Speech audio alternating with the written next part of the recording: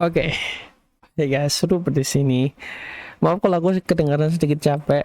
Aku nge-retake video ini hampir 3 kali karena aku salah naruh input mic.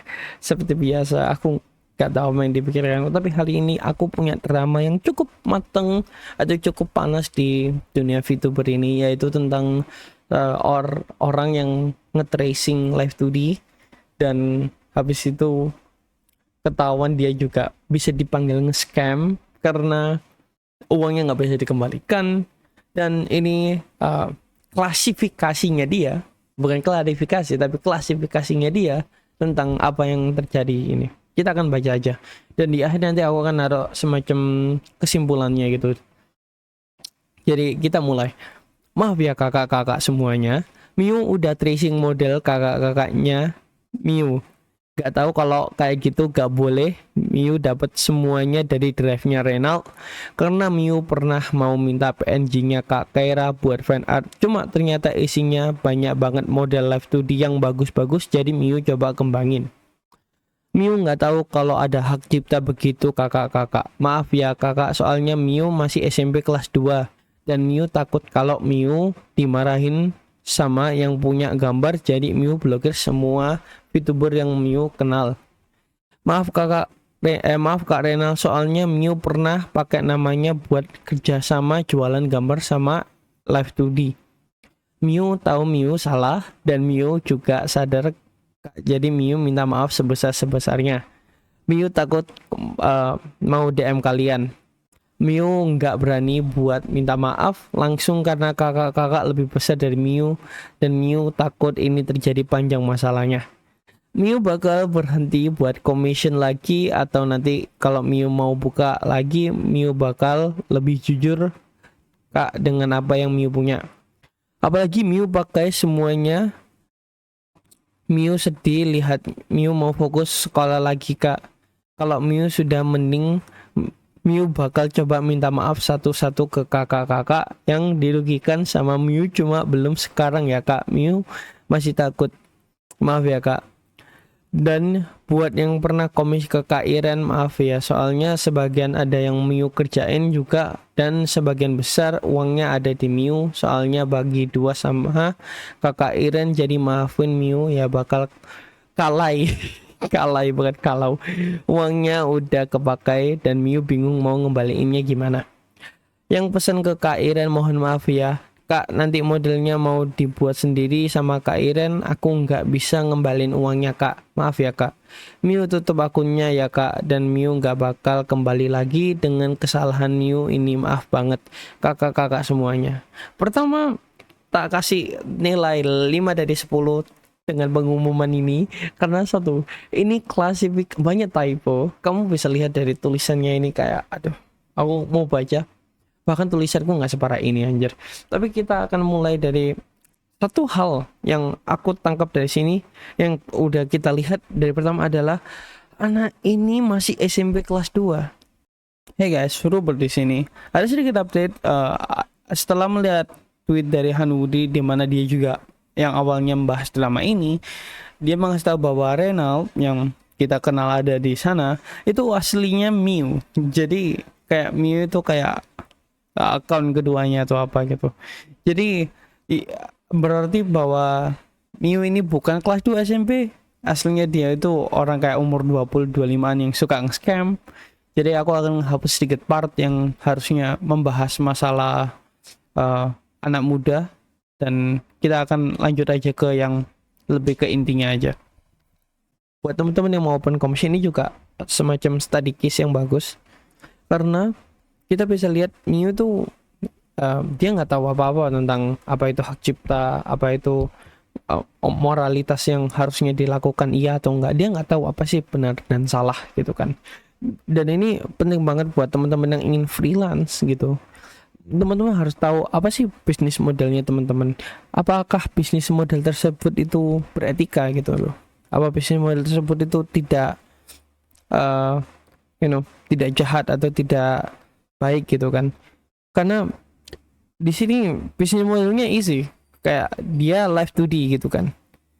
Pertanyaannya lebih lanjut, apa dia punya skill buat live 2D tersebut? buat temen-temen yang mungkin ngeklip gitu kan, teman-teman masih bisa manggil teman-teman clipper atau mau buka komis kalau teman-teman udah tahu basic editing, taruh subtitle, taruh itu masih bisa dibuka. Tapi kalau teman-teman bilang aku bisa ngeklip atau bisa itu, tapi kalian nggak tahu basic editing dan klipnya ngambil dari orang lain, itu bukan ngeklip, itu namanya mencuri. Jadi ya buat teman-teman yang mau open komis, cari tahu dulu sih apa itu TOS, apa itu peraturan-peraturan komis, apa yang peraturan tertulis dan tidak tertulis dalam komis, agar ini tidak terjadi.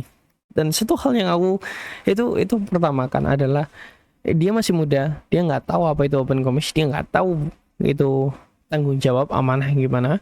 Yang kedua yang aku nggak senang adalah dia masih SMP kelas 2 gini. Ini kata-katanya, Miu takut kalau Miu dimarahin sama yang punya gambar, jadi Miu blokir semua VTuber yang Miu kenal. Oke, buat teman-teman ya, ketika teman-teman melakukan hal yang salah, yang teman-teman lakukan adalah jangan lari dari hal tersebut. Yang teman-teman lakukan adalah ngomong ke depan orangnya, bilang, "Hey, aku salah, aku nggak tahu apa yang kupikirkan saat itu. Aku beneran mungkin gak kepikiran atau apa, aku minta maaf." Terus ini bilang minta maafnya bukan asal minta maaf ya, enggak, kau penuh dengan penyesalan bahwa kayak yang aku lakukan saat itu adalah hal yang salah, yang harusnya aku nggak lakukan, yang harusnya aku tidak lakukan, dan aku minta maaf sebesar-besarnya. Gitu aja, nggak perlu ngeblokir.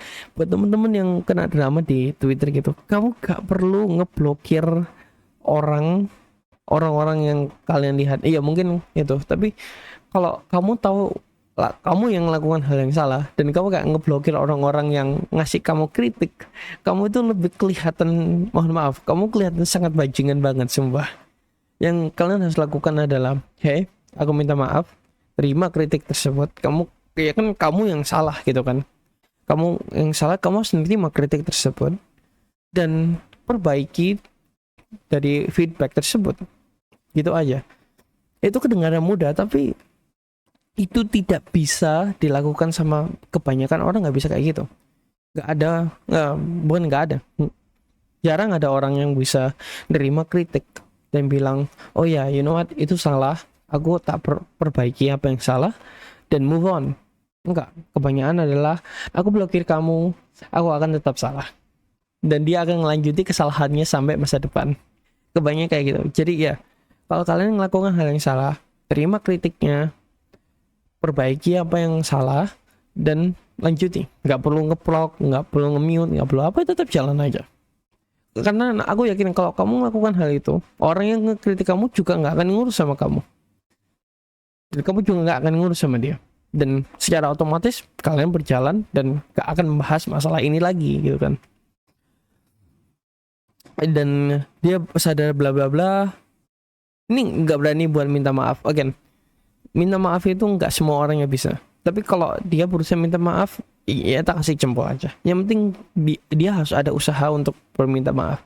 Tapi sesuatu yang lebih parah di sini adalah, soalnya sebagian ada yang Miu kerjain dan sebagian besar uangnya ada di Miu. Soalnya bagi dua sama Kak Iren. Nah ini yang bermasalah adalah uangnya gitu. Kalau uangnya nggak bisa dikembalikan, dan dia nggak tahu, aku ini nggak dikasih tahu uang yang dia ambil itu berapa. Tapi kalau uangnya sampai jutaan dan kamu remaja kelas 2 SMP, duitnya dari mana cuy? Kamu kayak harus, kalau kalau kita setiap hari, aku nggak tahu buat temen-temen ya, aku setiap minggu dulu SMP itu hanya dikasih mungkin 30.000 setiap minggu. Aku 30.000 buat uang jajan setiap hari, mungkin bukan setiap minggu, setiap hari mungkin 10 ya. Itu bisa sampai bertahun-tahun sumpah. Jadi uangnya nggak bisa dikembalikan gitu kan. Dan karena ini masalah yang serius, yang masalah di luar sekolah ya. Kalau di sekolah mungkin masalahnya, karena ini masalahnya dengan orang-orang yang berduit betulan gitu kan. Kamu bisa kena hukum walau kamu masih muda gitu, walau kamu masih anak kecil gitu, masih kelas 2 SMP, kamu bisa kena ranah hukum, dan ini bahaya banget. Ini kenapa aku ngomong kalau kalian masih remaja, anak kecil, hati-hati dalam buka komis freelance sama kayak gitu, karena kau bisa kejeret hukum dengan kayak gini. Gak bohong, kok bisa dicap sebagai pencuri karena Miu nggak ada TOS ini. Orang bisa ngecap dia pencuri sekarang, gak bohong. Ini serius banget, karena kalau apapun yang berbau uang gitu dan kau masih remaja dan kamu banyak masalah gitu, kau bisa dicap pencuri dan masuk penjara. Aku nggak tahu yang Miu ngembaliinnya ini berapa, tapi hal yang aku bisa komentari ini adalah mungkin kembalikan sebisanya. Uh, ini juga akan aku bahas yang kayak di TOS atau apa gitu, dimana kalau kamu ada TOS ini akan lebih mudah. Tapi karena Miu nggak ada TOS, nggak tahu syaratnya apa, dia ngembalikan duitnya itu gimana nggak tahu juga aku. Dan aku ingin tahu apa yang dipakai Miu. Jangan ngomong dia buat beli Indomilk atau buat Indomie satu pak gitu kan. Tapi aku harap uangnya harus dikembalikan itu nggak banyak-banyak. Aku harap nggak sampai 1 juta 2 juta. Aku belum research lebih, tapi ini yang penting banget adalah masalah uang. Buat teman-teman yang buka komis, usahakan amanah dengan uang tersebut gitu. Apalagi kalau TOS-nya teman-teman itu bayar dulu baru produk selanjutnya. Ini susah karena ini bahasanya ini bebannya ada di komisionernya atau di teman-teman yang open komis, karena teman-teman udah dikasih duit, ini amanahnya itu duitnya gitu. Nah, tanggung jawabnya teman-teman adalah mengeluarkan produk yang diinginkan klien tersebut sesuai dengan TOS. Jika kalau teman-teman nggak ngelakukan itu, teman-teman bisa kena hukumannya, dan hukumannya itu bukan kamu harus di rumah atau kamu harus berdiri di depan kelas, enggak. Hukumannya itu bisa kamu bisa masuk penjara, kau bisa kena hukum, kau bisa kena apa, itu bisa bermasalah banget. Dan kau ini karena ini kasusnya di VTuber, kau bisa kena cap masyarakat sebagai pencuri. Dan untuk memperbaiki hal tersebut gak semudah itu. Jadi ya, apapun tentang uang, tentang komis dan uang, selalu hati-hati, selalu curigai, selalu jaga-jaga. Bikin TOS yang baik dan benar, yang bisa yang bisa menyelamatkan teman-teman dari klien yang nggak enak, dan juga klien merasa enak buat teman-teman yang ingin dikomiskan. Jadi kesimpulan yang aku dapat dari sini adalah, pertama, kalau kamu remaja jangan pernah open komis, selalu cari tahu apa sih yang diperlukan open komis.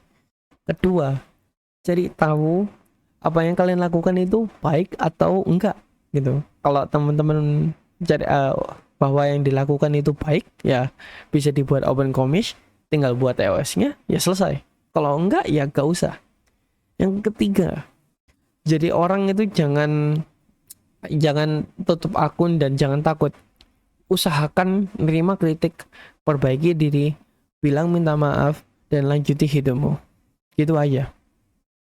Mungkin itu kesimpulan yang aku bisa dapat dari klasifikasi ini. Tapi ya, ini drama cukup menyedihkan, terutama kalau kita membahas anak masih muda, karena dia sekarang harus menerima hal ini dan gak ada yang bisa bantu dia. Mungkin orang tuanya bisa bantu, tapi ya gimana lagi kan, efek psikologisnya udah menyerang mungkin. Tapi mungkin itu aja dari ini. Aku akan upload ini sedikit nanti, tapi ya, see you guys later, bye.